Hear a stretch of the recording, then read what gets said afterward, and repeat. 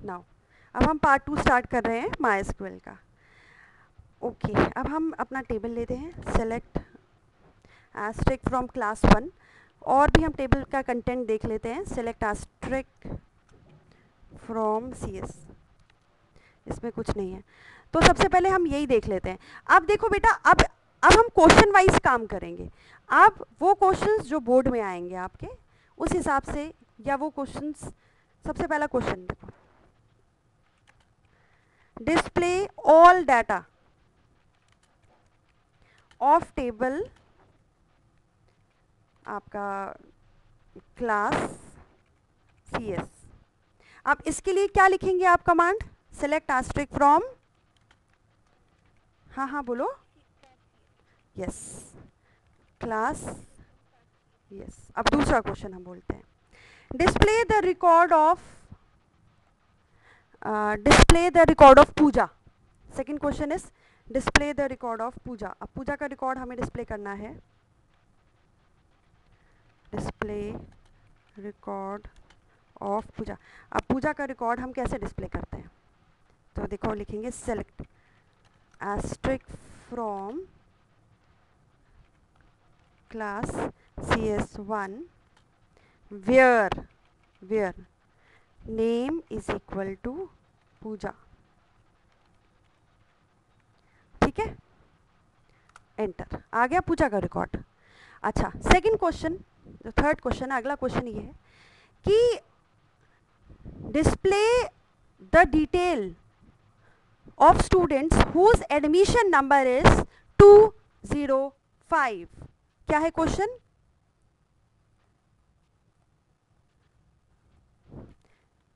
Display details of students whose admission number is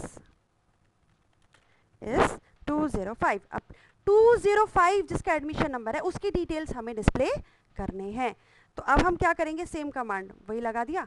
अच्छा, यहाँ पे हम सिंपल कर देंगे 205, क्योंकि ये इंटीजर है, ये वेरिएबल कैरेक्टर नहीं है, ना ये कैरेक्टर है। Admission number 205। अब आ गया डिटेल, हाँ बोलो, हाँ ये एडमिशन, हाँ एडमिशन नंबर है। देखो एडमिशन नंबर जो है हमने इंटीजर लिया था, एडमिशन नंबर इंटीजर था। अगर वेरिएबल कैरेक्टर होता तो सिंगल कोट्स होते, लेकिन क्या है, ये इंटीजर है, तो सिंगल कोट्स नहीं होंगे। ठीक है, इज दिस क्लियर? हेलो, ये क्वेश्चन क्लियर हो गया बेटा? ओके अच्छा, और भी डिटेल्स हो सकती हैं, हमें सारे डिटेल नहीं चाहिए। अब हम सिलेक्टिव डिटेल लेना चाहते हैं। डिस्प्ले, हमें सिर्फ नेम चाहिए, नेम ऑफ एडमिशन नंबर 205। हमें क्या चाहिए? सिर्फ नेम चाहिए, हमें सारी डिटेल्स नहीं चाहिए। हमें क्या चाहिए? सिर्फ नाम, किसका? एडमिशन नंबर 205 का। तो ये सेलेक्ट एस्ट्रिक नहीं आएगा, फिर क्या आएगा? Select name from class 1 where admission number is equal to 205। Is this clear? क्योंकि नाम है ही नहीं उसका, 205 का नाम ही नहीं है। अच्छा, अगर आप मान लो आपको नल वैल्यू अच्छी नहीं लग रही, कुछ और वैल्यू चाहिए, तो यहाँ पे 2949 ले लेते हैं, 2949, एंटर, काजल आ गया। Is this clear? सब, हाँ, तो ये क्वेरीज है, सिंपल सी क्वेरीज हैं आपकी MySQL में, और एक मार्क्स की क्वेरीज हैं। आपका जो टफ सिलेबस था वो कट गया, पिछले साल टफ था, इस साल इजी था, और इस बार CS में जो है सिलेबस कुछ काटा गया है, तो उसमें रिकर्जन था, वो नहीं कराया, अभी वो क्लियर नहीं है। अगर वो काटा, मतलब कटा ही रहेगा तो ठीक है, नहीं कटा रहेगा तब भी हम लोग कर लेंगे। रिकर्जन और नेटवर्किंग हम लास्ट में करेंगे। इतना क्लियर हो गया सबको? ओके, अब हम करते हैं सिलेक्ट और अपडेट कमांड।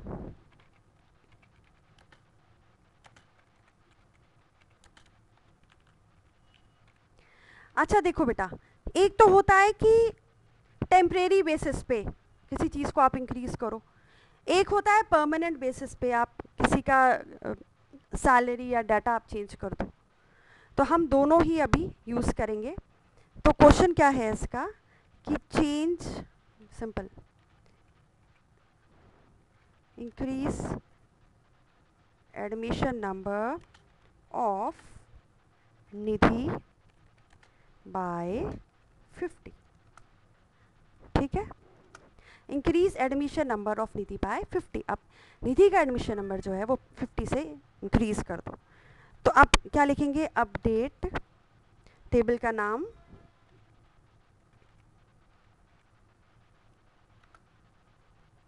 उसके बाद हम क्या लिखा करते थे, याद है आप लोगों को 11th क्लास में आपने किया था, याद है बेटा? नहीं याद, सब भूल गए, कोई बात नहीं। अब ये कह रहा है कि निधि तो है ही नहीं इसके अंदर, ओके, हम पूजा का ही कर देते हैं काम।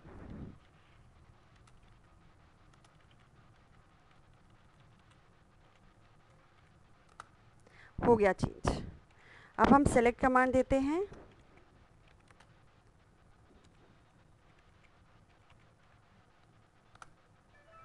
तो अब देखो पूजा का जो है 284 हो गया है। कितना हो गया है? 284। और पहले कितना था? 234। Is this clear? Hello hello, मेरी आवाज़ सबको आ रही है?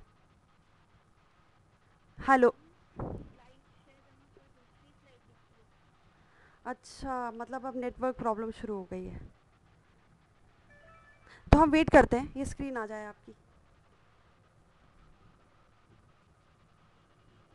अब आया? माइस्किल की स्क्रीन आई?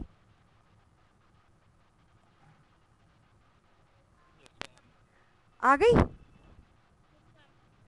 ओके, ये सब, हाँ, इंटरनेट कनेक्टिविटी इशू है। अब ये देखो हमने क्या किया, हमने किया अपडेट क्लास CS1, यानी कि पूजा का जो एडमिशन नंबर है हमने वो 50 से इंक्रीज कर दिया। तो अब 284 हो गया इसका एडमिशन नंबर, किसका? पूजा का। और पहले कितना था? 234। तो 50 इंक्रीज हुए तो कितना हो गया? 284। दिखाई दे रहा है मेरा स्क्रीन? ओके। अब ऐसे ही हम कुछ भी डाटा जो है वो चेंज कर सकते हैं। अब मान लो कि अगर हमें किसी का नाम बदलना है या एड्रेस बदलना है तो हम कैसे कमांड देंगे? हाँ, अगर आपको किसी का नाम बदलना है, मान लीजिए, हाँ, सेट, हाँ हाँ हाँ, तो नेम हम डाल देते हैं,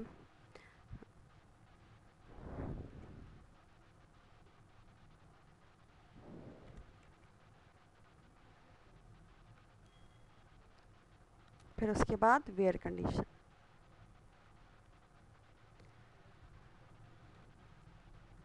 तो पूजा, ठीक है। Select from,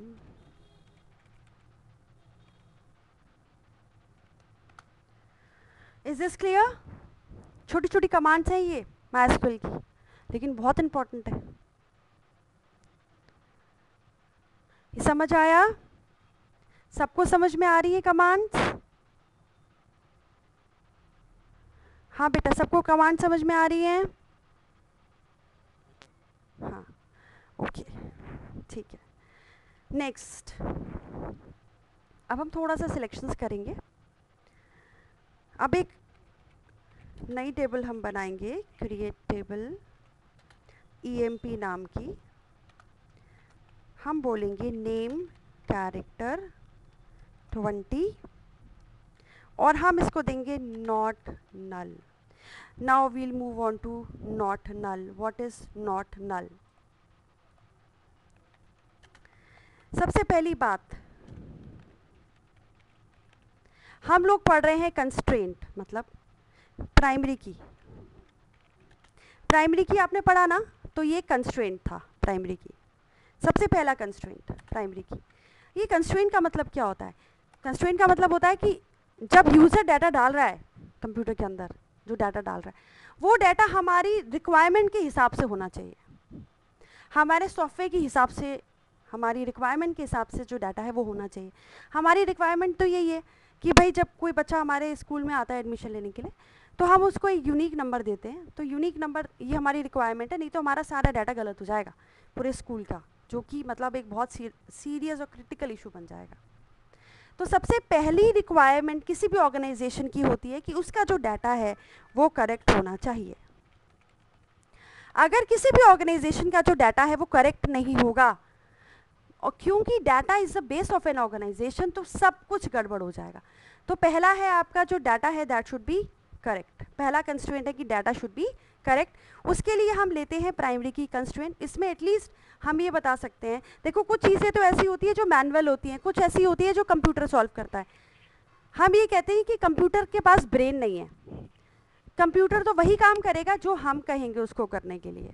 computer does not have brain. ये सच है या झूठ है? बॉयज, सच है या झूठ है?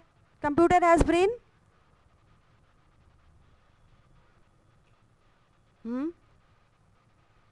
बताओ क्या होता है? ईशा, हाँ बोलो बेटा। सीपीयू, सीपीयू तो बेटा प्रोसेसिंग के लिए होता है। हम जो इंस्ट्रक्शंस लिखते हैं, वही तो कंप्यूटर एग्जीक्यूट करता है, वो डाटा कभी चेक नहीं करता। तो इसमें हम, हाँ भले हम प्रोग्रामिंग बहुत लंबी चौड़ी करते हैं, लेकिन अगर डाटा ही हमारा गलत आ रहा है तो आउटपुट भी गलत आएगा। तो इसमें एक कंस्ट्रेंट हम ये लगा सकते हैं प्राइमरी की कंस्ट्रेंट, उसमें हम कहेंगे जो यूनिक नंबर है, ये यूनिक नंबर है, और ये हमेशा, जैसे आप एप्लीकेशन जब जमा कराते हैं तो आपको एक यूनिक नंबर मिलता है, application number ID, application number ID करके एक नंबर होता है, वो आपको यूनिक मिलता है। Is this clear? अब दूसरा कंस्ट्रेंट जो है वो है हमारा not null constraint. Not null constraint का मतलब क्या है कि नल वैल्यू इसके अंदर नहीं आएगी। तो ये प्राइमरी की कंस्ट्रेंट नहीं है, इसको हम क्या बोल रहे हैं? This is not null constraint. कौन सा कंस्ट्रेंट है? हाँ कौन सा कंस्ट्रेंट है? हाँ नॉट नल कंस्ट्रेंट। तो ये प्राइमरी की कंस्ट्रेंट नहीं है, that is different. Not null constraint different है। अब हम देखते हैं, यहाँ पे मैंने लिखा है नेम में नॉट नल कंस्ट्रेंट मैंने दे दिया है, और मैंने यहाँ पे दिए सैलरी, इंटीजर एंड डिपार्टमेंट।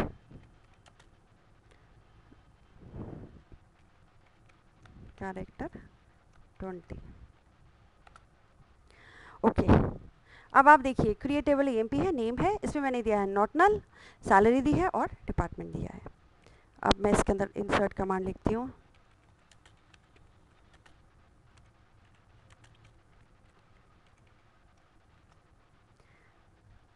तो नेम मैंने लिख दिया है निधि,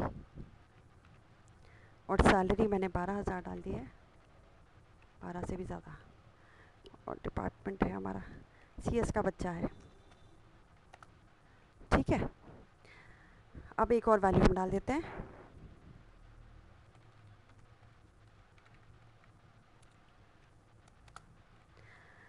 ओके, अब हम एक और वैल्यू डाल रहे हैं, इसमें हम देंगे नल वैल्यू, क्योंकि हमने जो कंस्ट्रेंट दे रखा है नल वैल्यू का, वो हमने किस पे दे रखा है? नेम पे। तो हम नेम छोड़ के बाकी चीज़ें डालते हैं, salary comma department values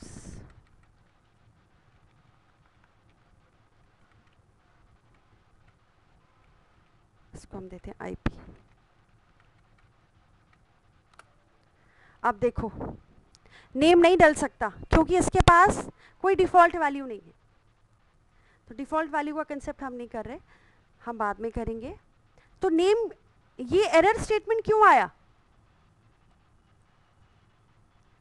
Arbaaz, ये एरर स्टेटमेंट क्यों आया? हाँ अरबाज, अरबाज ओके, तो हम वेट करते हैं। आ गई अरबाज, आ गई? हाँ, अब बताओ ये एरर क्यों आई? Insert into VMP salary comma department values, इसमें आपकी सैलरी कॉमा आईपी लिखी हुई है। अब ये कह रहा है name does not have default value, तो नेम में एरर क्यों दिखा रहा है? नेम तो मैंने डाला ही नहीं है इसके अंदर। यस वेरी गुड, शाबाश, यहाँ पे था नॉट नल, यानी कि इसमें नल वैल्यू तो आप डाल ही नहीं सकते, मतलब खाली कभी इसे छोड़ नहीं सकते, तो वैल्यू हमेशा डालनी पड़ेगी।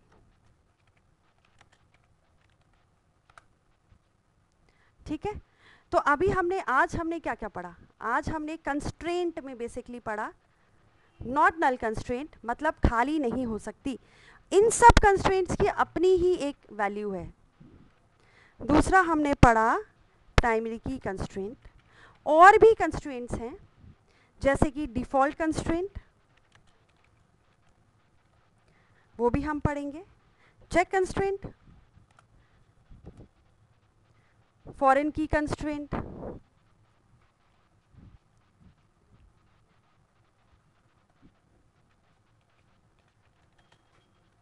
सब इकट्ठा नहीं पढ़ाऊंगी मैं आपको।